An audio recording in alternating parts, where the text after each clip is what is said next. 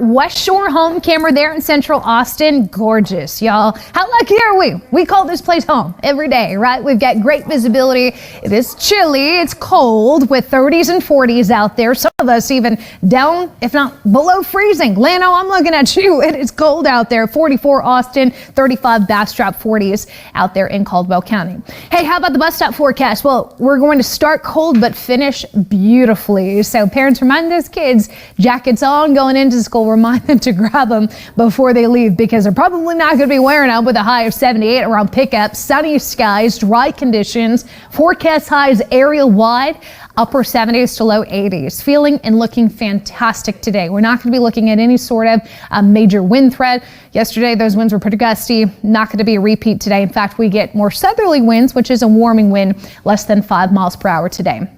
Pollen count, mold, ash, cedar, oak, and elm, all underneath the microscope, but at low concentrations here. What about our rain chance? When's the next time we might need the umbrella? It's not going to happen today. It's not going to happen tomorrow either, but let me take you into Wednesday. Wednesday, there's going to be a low chance, a slim rain chance, as the disturbance passes us and could potentially throw a couple storms at us in our northern and northeastern counties. There is a low potential for these storms to give us some problems in the way of severe weather. You can see we're already outlooked that 1 out of 5 risk, Milam and Lee County. The lime green color is just a general risk of storms. I think we're hard pressed to find this much further south, but we're just on the far end here of where our high resolution data can see. So once I get into tomorrow, I'll show you that. We'll get a better picture of what those storms could look like, but it's only a 10% chance Wednesday. That's it for the week when it comes to storm chances.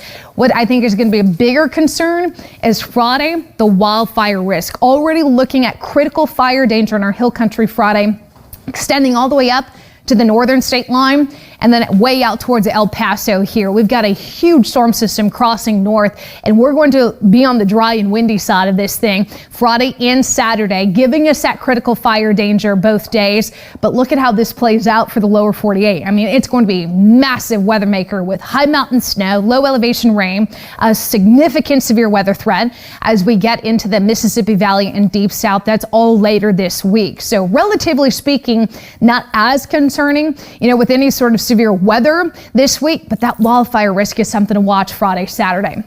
7-day forecast, 70s and sunshine today, 80s and sunshine tomorrow. Temperatures continue to climb, not only in the afternoon, but overnight too. There's that low chance of a storm, mainly north and northeast. You see the breezy to windy conditions Friday, Saturday. It's a cold front dry line combo, so dry line brings a low humidity and gusty winds. There's the wildfire risk and a little cooler, but still quite comfortable for the weekend in the 70s and 80s. Erica? All right, thank you.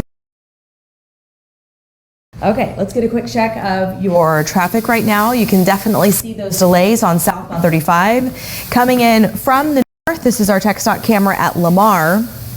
The reason it's so slow, remember off the top of the show I said, give it some time. If that crash at Breaker stays in place, we will start to see delays from our TxDOT camera at Lamar. The one actually at Breaker where that crash is located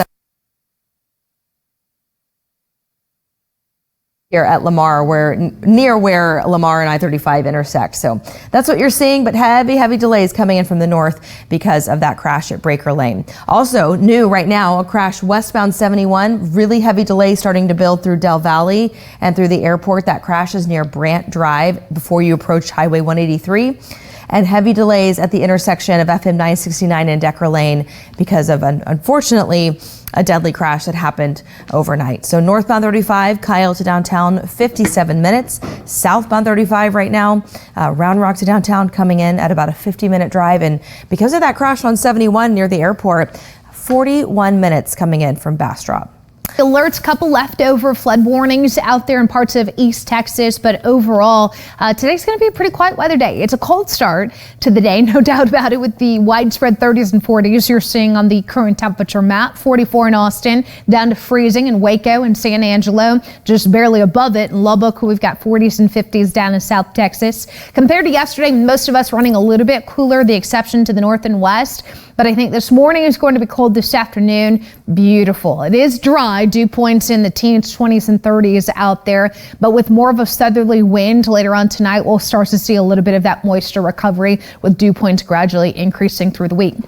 Wildfire risk showing high to even very high fire danger in yellow and orange. That's the Panhandle, West Texas, Permian Basin, stretched out towards portions of the Big Bend area. Low to moderate in the greens and blues. That's pretty typical for us, and that's where we want to be. Ideally, everybody in low fire danger, but with this ongoing drought, that is a tough feat to pull off.